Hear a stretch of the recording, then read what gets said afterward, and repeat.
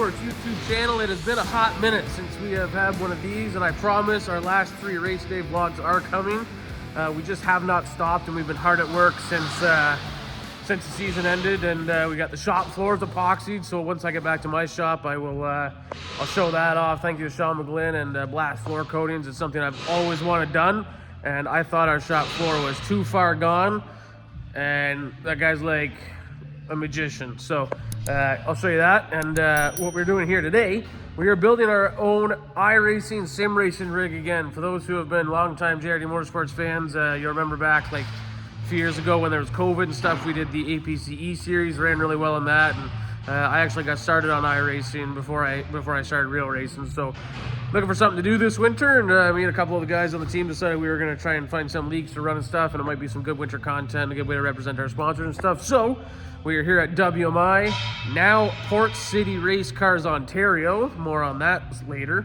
And we're going to build ourselves a sim racing rig. So appreciate everybody clicking on this video. And this is going to be an iRacing rig like you have never seen before, so stick around. So this is what we got so far. I apologize for not filming the initial stages of this, but that's what we got so far. It is literally a Pro Late model, a WMI Pro Late model, the cockpit area where the driver sits.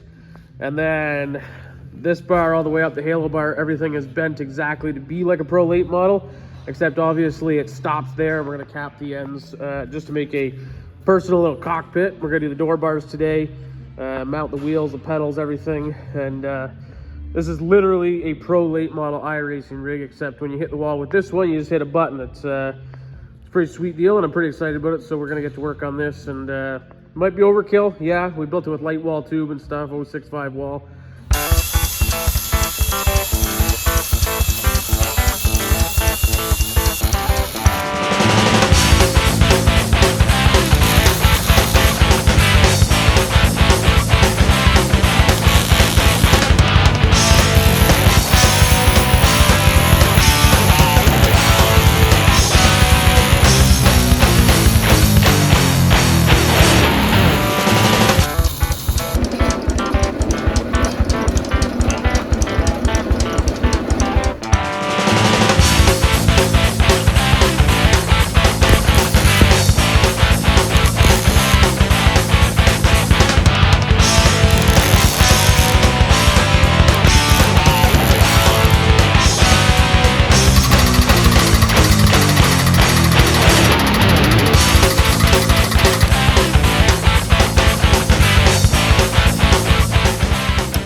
It is the next day.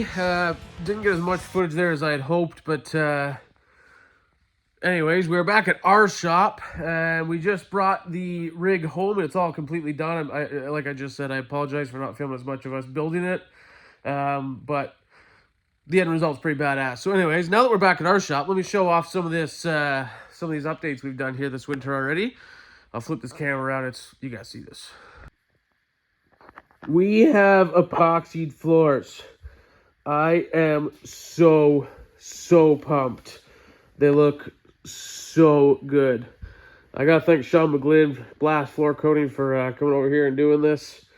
I've always wanted to get this done, and just never thought it was possible, honestly. This shop floor is it's really old. How badass is that?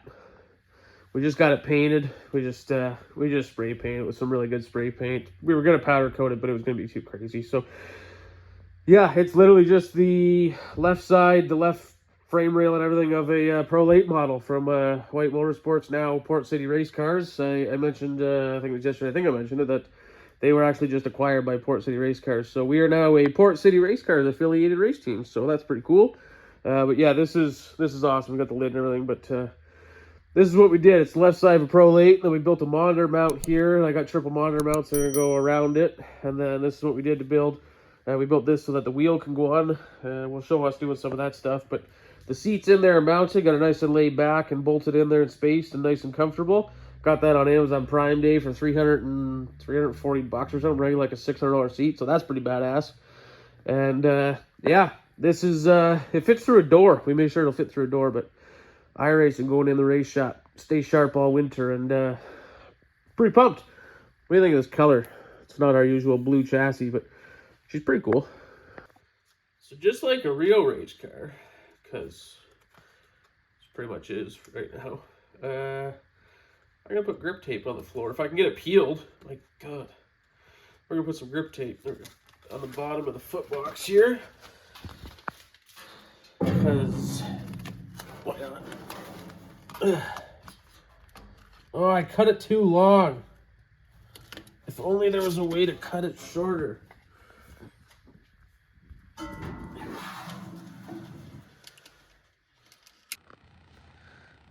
All right, it turned out to be a late night. We got it all hooked up and monitors mounted, everything, rock and roll, and it's all set up and hooked up. You guys got to check this thing out and comment below and let me know if you guys want to see some winter content with this and maybe some live stream races or whatever. I'm not sure. There's lots of possibilities. Obviously, the Canadian off season is long, so let me know in the comments below if you want to see any iRacing content from our YouTube channel. But without further ado, check out this iRacing, and obviously feel free to drop in the comments below any specs or anything you want to know about this, but I'll try and go through some of them at the end of the video.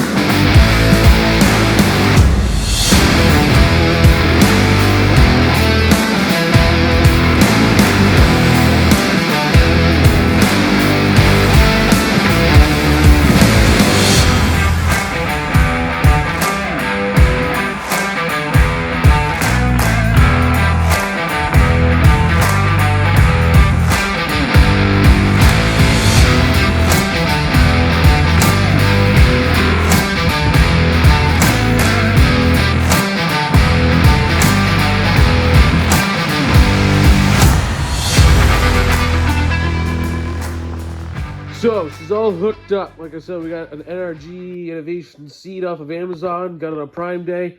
I just went with the Logitech G29 race wheel, pedals, and shifter. The shifter is the last thing I got to figure out a mount for, but it's all wired and everything. I just obviously can't use it yet. But we went with the Logitech G29. I got it on Prime Day for $300, and it's what I always had with the G27 when I used to iRace. So I know there's obviously significantly better race wheels and options, but bang for the buck and how much money we invested in this, that was the one we went with. The screens are triple 27-inch curved gaming monitors. They're super high refresh rate, 280 hertz, and 1 millisecond refresh and everything. So they are very, very good. The computer I also got on Prime Day for, I think it was $1,300, regular like $2,000. It's a really good computer. I don't even know, it's a Cyber Power PC. I don't really know a whole lot about it other than it was really good, had a really good graphics card, lots of RAM, lots of power, everything. So we've been testing it for a little while, and meaning a couple hours, and it seems to do the trick. So there's kind of sort of some of the other key specs there, and obviously, you know, good headset, keyboard mounted on the wall so we can use it, and ran all the wires nicely and everything. But this is what we got. This is the finished product. Like I said, it fits through a door. Obviously, with it being the shop, that was of no concern. But if for some reason we ever want to move it, it does fit through a regular man door. And yeah, there we go. The triple monitor mount, the way we did it. On the back here, we put that bracket that you saw, and then we just mounted it right to it and bought a nice triple monitor mount, and it works perfectly. And other than that, that's the rig. Not a whole lot to it, but she's going to be badass, and it's going to be awesome to use all winter.